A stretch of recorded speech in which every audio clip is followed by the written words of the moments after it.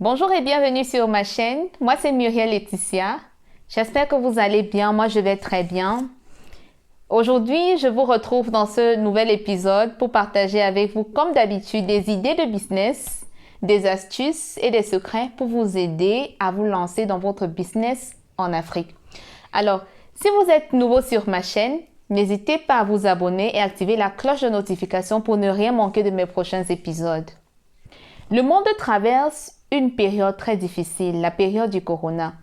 Et dans cet épisode, j'aimerais partager avec vous une idée de business qui tourne, n'est-ce pas, autour de la santé. Il s'agit du tourisme médical.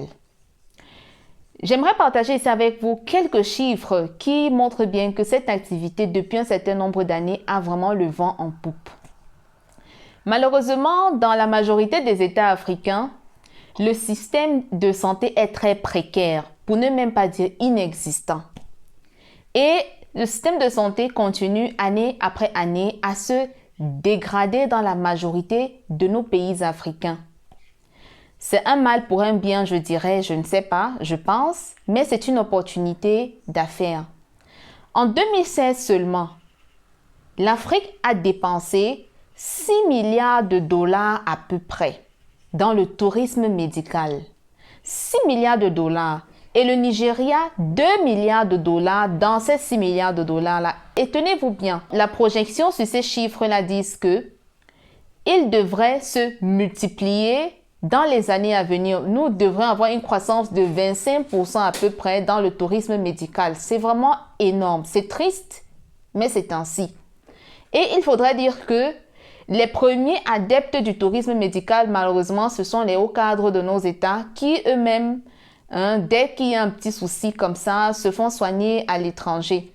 Et la dégradation de ce système de santé associé à la croissance démographique qui donc augmente le besoin, a permis à ce que le tourisme médical se démocratise auprès des populations moyennes. Donc aujourd'hui, lorsque un Africain moyen a de quoi, a un peu d'argent dans la poche et il est malade, il cherche à aller à l'étranger. Même s'il y a du personnel qualifié, ils n'ont pas le matériel pour travailler. Donc tout cela pousse cette classe moyenne-là à investir lorsque le besoin se fait pour aller se soigner à l'étranger.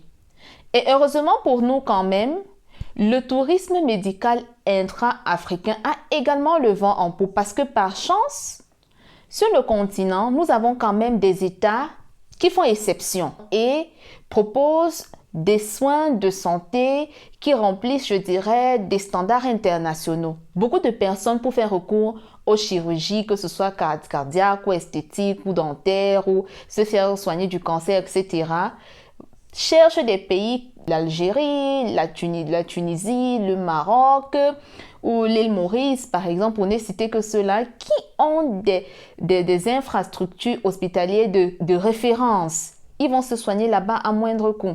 C'est aussi une manne pour les autres ressortissants des pays voisins, n'est-ce pas, c'est-à-dire les autres Africains, qui aujourd'hui peuvent également aller se faire soigner dans ces hôpitaux-là de référence.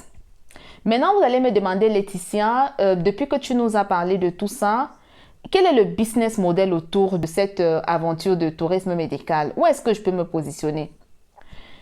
C'est vrai que dans la majorité des foyers africains maintenant, de la classe moyenne supérieure, la majorité, au moins un enfant, j'allais dire, qui se trouve en Europe, et très souvent lorsque papa ou maman ou je ne sais pas, ma soeur est malade, nous aurions pensé que non, elle va venir se faire soigner en Europe, etc. Mais en Europe, ces personnes ne sont pas couvertes. Très souvent, n'ont pas de couverture médicale. Et ça coûte extrêmement cher, que ce soit en Europe ou aux États-Unis. Il y a donc cette nouvelle alternative-là. Et ces personnes qui résident en Europe n'ont pas accès à l'information, tout comme leurs familles qui sont installées en Afrique. Le positionnement donc serait de servir d'intermédiaire entre eux, les prestataires, ceux qui vont offrir ces services de santé-là et le malade. C'est vrai qu'il y a des pays comme la Tunisie, par exemple, ou la Thaïlande, et l'Inde, par exemple, ou la Turquie, qui sont les gros concurrents du tourisme médical intra-africain, parce que les tarifs qu'ils pratiquent sont également abordables. Mais même si vous n'allez pas aller aussi loin, juste dans ces pays que j'ai cités précédemment, vous essayez d'aller et établir des contacts avec des prestataires, des personnes qui dirigent des centres hospitaliers ou des médecins qui ont des cliniques, etc. Et vous passez l'information aux personnes, aux différents malades qui résident dans les pays voisins, qui aimeraient bien venir se soigner mais n'ont pas accès à l'information. Vous essayez de les mettre en contact. Vous essayez de les guider dans l'obtention des documents dont ils ont besoin pour une évacuation sanitaire, etc. Voilà un business model qui a fait ses preuves et qui continue de faire ses preuves.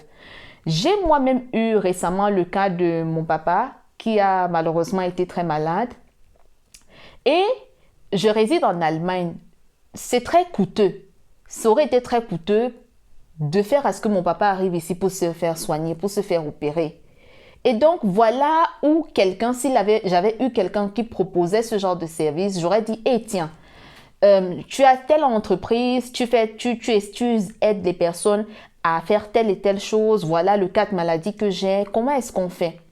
Mais malheureusement, même avec toute cette demande-là qu'il y a dans nos pays, l'offre est toujours vraiment minime. Il y a très peu de personnes qui aujourd'hui se placent là comme intermédiaires entre les malades dans les États où le système de santé est totalement inexistant ou défaillant et les États où on a accès à des soins de santé de qualité à des coûts accessibles pour un citoyen moyen. Voilà donc franchement un positionnement que je trouve très intéressant pour ceux qui se demandent peut-être comment est-ce qu'ils pourraient percer vous savez, le business dans le milieu médical. Et ce n'est pas tout. Nous avons même vous savez, du personnel médical, des médecins, par exemple, qui ont des cliniques et souhaitent s'approvisionner. Ils souhaitent acheter du matériel médical, que ce soit un dentiste, que ce soit un chirurgien, etc. Et n'ont pas accès, vous savez, au marché où ces produits-là sont vendus, c'est-à-dire où cette technologie-là est existante. Et vous pouvez vous positionner donc, et essayer de servir d'intermédiaire, même dans ce cas-ci, entre ces médecins-là et ces fournisseurs-là, et percevoir tout simplement votre commission au passage. Voilà donc 2 idées de business model que je voulais partager avec vous dans le secteur du tourisme médical. C'est un secteur qui affiche une croissance et va continuer à croître dans les années à venir parce que notre croissance dans le développement démographique de l'Afrique. Et la classe moyenne africaine et la classe moyenne supérieure continuent également à grandir. Et malheureusement, jusqu'à présent, rien n'est fait par la majorité des États pour améliorer le système de santé. Ça veut donc dire que nous aurions dans ce setting-là de plus en plus de personnes qui veulent se faire soigner, qui ont même les ressources pour se faire soigner, mais n'ont pas accès à un système de santé. Qu'est-ce qu'elles vont faire si elles n'ont pas également accès à l'information? C'est de avoir recours à un intermédiaire qu'elles vont payer pour l'information qu'ils disposent et avoir accès donc à ces soins de santé-là. Voilà ce que je voulais partager avec vous aujourd'hui dans cette vidéo. Si le contenu vous a plu, n'hésitez pas à vous abonner à ma chaîne, à me laisser un commentaire pour me faire des suggestions ou me faire des remarques que je prendrai avec grand plaisir. Et me laisser un big thumbs up pour m'encourager à continuer à vous proposer ces idées de business model pour qu'ensemble nous tirions l'Afrique de l'obscurité. Et partager également. Donc, je me ferai un plaisir de vous retrouver très bientôt dans un nouvel épisode. Sur ce, portez-vous bien et restez en santé. Ciao, ciao.